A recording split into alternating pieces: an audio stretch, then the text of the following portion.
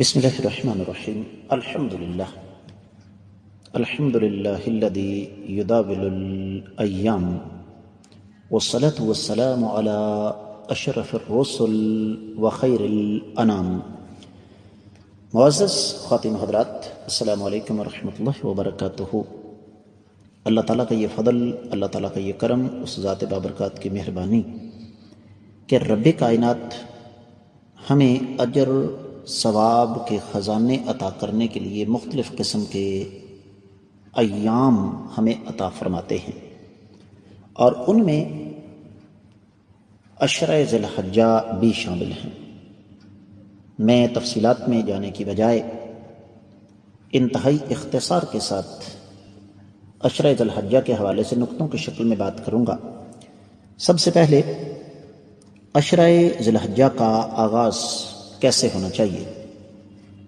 توبہ کے ساتھ. قرآن کہتا ہے وَتُوبُوا إِلَى اللَّهِ جَمِيعًا أَيُّهَا الْمُؤْمِنُونَ لَعَلَّكُمْ تُفْلِحُونَ.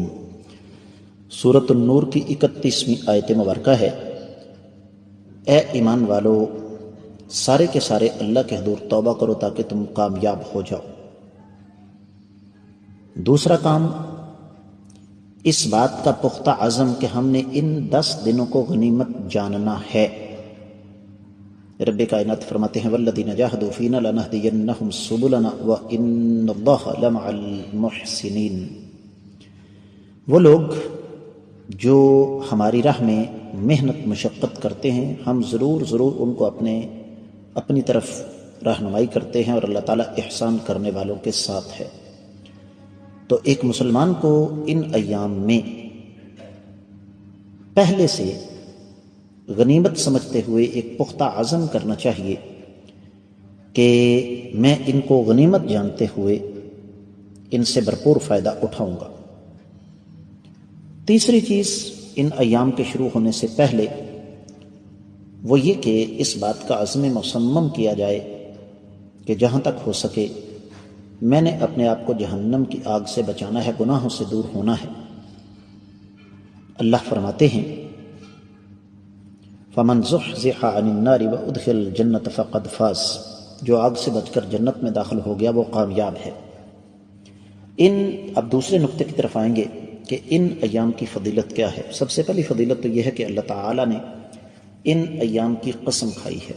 قرآن کہتا ہے بسم اللہ الرحمن الرحیم والفجر ولیال عشر.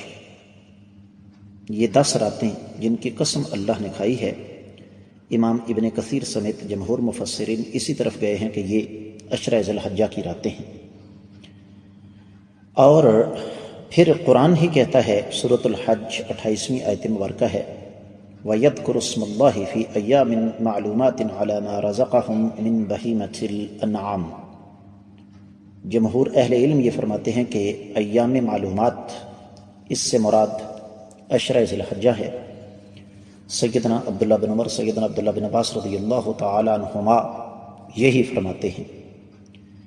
تیسری چیز یہ ہے کہ کائنات کے امام صلی اللہ علیہ وآلہ وسلم کی حدیث صحیح سند کے ساتھ موجود ہے. آقا علیہ الصلوۃ والسلام نے ارشاد فرمایا ان افضل ایام الدنیا العشر. یہ جو عشرہ ذی الحجہ ہے یہ انسانی تاریخ کے افضل ترین ایام ہیں.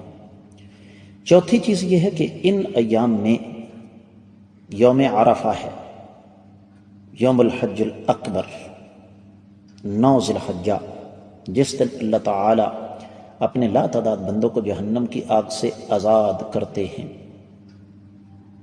لیکن ایک مسلمان کے لیے اس سے بڑھ کر اعزاز کیا ہو سکتا ہے کہ اللہ نے یوم عرفہ کو عشرہ ذی الحجہ کے اندر رکھا. پانچویں چیز یہ ہے کہ ان ایام میں یوم النحر آتا ہے. سنن ابی داؤد، سنن نسائی میں صحیح سند کے ساتھ حدیث موجود ہے. آقا علیہ الصلوۃ والسلام نے ارشاد فرمایا کہ ان 10 ایام میں سب سے افضل دن یوم النحر ہے، 10 ذی الحجہ، جس دن مسلمان قربانی کرتے ہیں. اور امام ابن حجر فرماتے ہیں کہ یہ جو عشرہ ذی الحجہ میں سے 10 تاریخ ہے اس میں کئی چیزیں جمع ہو جاتی ہیں. جیسے مسلمان نماز پڑھتا ہے، مسلمان قربانی کرتا ہے، اور یہ ایام حج میں بھی آتے ہیں۔ اور پھر حافظ ابن حجر رحمہ اللہ ہی فرماتے ہیں کہ عشرہ ذی الحجہ کی فضیلت ہے کہ اس میں تمام قسم کی عبادات آ جاتی ہیں۔ اب آگے بڑھ کر اگلا نقطہ میں آپ کی خدمت میں رکھنا چاہوں گا کہ ان ایام میں نیکی کرنے کا اجر کیا ہے۔ صحیح بخاری میں حدیث ہے، آقا علیہ صلی اللہ علیہ وسلم نے ارشاد فرمایا کہ ان ایام میں کی گئی نیکی کا اجر مقابلہ کوئی اور نیکی نہیں کر سکتی۔ صحابہ کرام نے فرمایا کہ جہاد فی سبیل اللہ بھی، فرمایا جہاد فی سبیل اللہ بھی، ہاں کوئی شخص اگر اپنا مال اور جان لے کر نکلے اور دونوں چیزیں اللہ کی راہ میں قربان کر دے تو وہ ان ایام میں نیکی کرنے والے کے اجر کو پا سکتا ہے۔ اور اس مفہوم کی احادیث کثرت کے ساتھ مل جاتی ہیں۔ اب ان ایام میں ایک مسلمان کو کرنا کیا چاہیے؟ سب سے پہلے اللہ تعالیٰ توفیق دیں تو حج اور عمرہ کرے، لیکن ہر آدمی ایسا نہیں کر سکتا۔ نبی علیہ السلام کی حدیث ہے ایک عمرے سے دوسرے عمرے کے درمیان جتنے بھی صغیرہ گناہ ہوتے ہیں اللہ تعالیٰ معاف فرما دیتے ہیں، اور حج مبرور کی جزا اس کا بدلہ صرف جنت ہے۔ صحیح بخاری صحیح مسلم کی حدیث ہے۔ اور حج مبرور اس حج کو کہتے ہیں جو آقا علیہ صلی اللہ علیہ وسلم کی سنت کے مطابق کیا جائے، گناہ، ریاکاری، دکھاوا اور اللہ کی نافرمانی کا کوئی کام انسان نہ کرے۔ دوسرا کام جو ان ایام میں کرنے والا ہے وہ ہے روزہ، اور میں اور آپ اچھی طرح جانتے ہیں کہ روزے کی فضیلت کیا ہے۔ آقا علیہ صلی اللہ علیہ وسلم نے ارشاد فرمایا کہ اللہ تعالیٰ فرماتے ہیں روزہ میرے لیے ہے اور میں ہی اس کا اجر دوں گا۔ اور پھر آقا علیہ السلام کا فرمان ہے کہ یوم عرفہ کا روزہ 1 سال پہلے اور 1 سال آنے والے کے صغیرہ گناہوں کی معافی کا ذریعہ ہے۔ صحیح مسلم کی روایت ہے۔ اور پھر تیسرا کام کرنے والا نماز کی پابندی، فرائض تو ادا کرنے ہیں لیکن نوافل کا اہتمام کیا جائے۔ صحیح بخاری میں حدیث ہے، نبی علیہ السلام نے فرمایا اللہ فرماتے ہیں کہ میرا بندہ نوافل کے ذریعے میرا قرب حاصل کرتا ہے یہاں تک کہ میں اسے محبت کرتا ہوں۔ چوتھا جو کام کرنے والا ہے وہ یہ کہ اللہ تعالیٰ کی تکبیر، اللہ اکبر، تحمید، الحمدللہ، تحلیل، لا الہ الا اللہ اور اللہ کا ذکر۔ اور اس حوالے سے نبی کریم صلی اللہ علیہ وسلم کا فرمان صحیح بخاری وغیرہ میں موجود ہے، مسند احمد بن حنبل میں بھی، کہ یہ ایام اللہ تعالیٰ کی نسبت بہت زیادہ محبوب ہیں، ان میں کثرت کے ساتھ سبحان اللہ، الحمدللہ، لا الہ الا اللہ، اللہ اکبر پڑھا کرو۔ اور سیدنا عبداللہ بن عمر، سیدنا ابو ہریرہ بازاروں میں نکل جاتے اور تکبیرات کہتے اللہ اکبر، اللہ اکبر، اللہ اکبر، لا الہ الا اللہ، اللہ اکبر، اللہ اکبر، وللہ الحمد۔ پانچواں کام جو کرنے والا ہے وہ ہے صدقہ۔ قرآن کہتا ہے یا ایھا الذین آمنوا انفقوا مما رزقناکم من قبل ان یأتی یوم لا بیع فیہ ولا خلۃ ولا شفاعۃ والکافرون هم الظالمون، کہ اے ایمان والو اس دن سے پہلے ہمارے دیے ہوئے مال میں سے اللہ کی راہ میں خرچ کرو جس دن کوئی سودے بازی، کوئی دوستی، کوئی سفارش کام نہیں آئے گی، کافر ظالم ہیں۔ اور نبی علیہ السلام کا فرمان ہے کہ صدقہ مال کو کم نہیں کرتا۔